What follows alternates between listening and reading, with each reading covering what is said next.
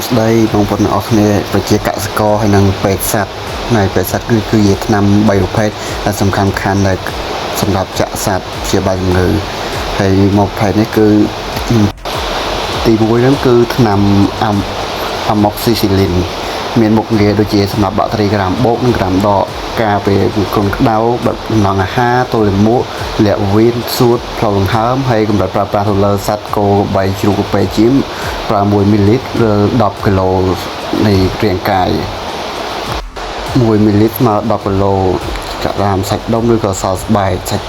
ដុំនេះដើមផ្កាយឆ្មាបប្រើ1មីលីត្រឬទម្ងន់10គីឡូក្រាមចំពោះបក្សី2ក្រាម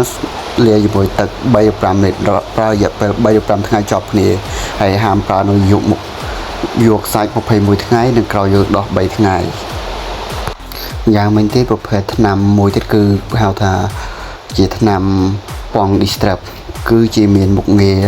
សម្រាប់ការព្យាបាលលាក់សួតលាក់អន្សមដោះលាក់ស្បូនសាទឹកជំងឺឆ្លងមេរោគផ្សេងខ្ទុះដំបៅផ្សិតដំណងនោមនិងការពារក្រោយពេលវះកាត់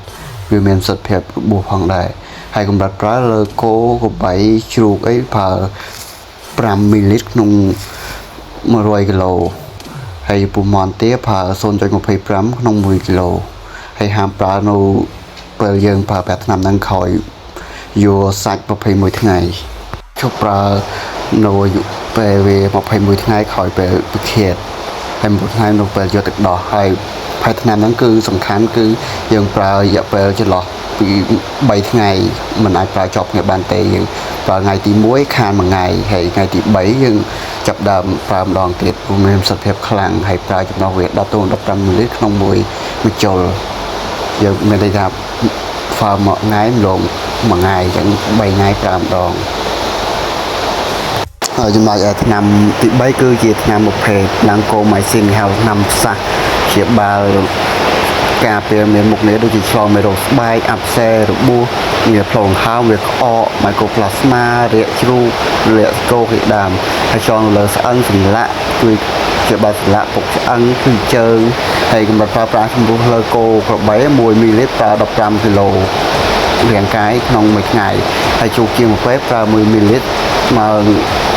ជ្រូកហ្នឹង10គីឡូក្នុងមួយថ្ងៃហាមប្រើនៅក្រោយពេលយកសាច់នឹងកុំប្រើ3ថ្ងៃហើយសម្រាប់យកដោះមិនប្រើ2ថ្ងៃ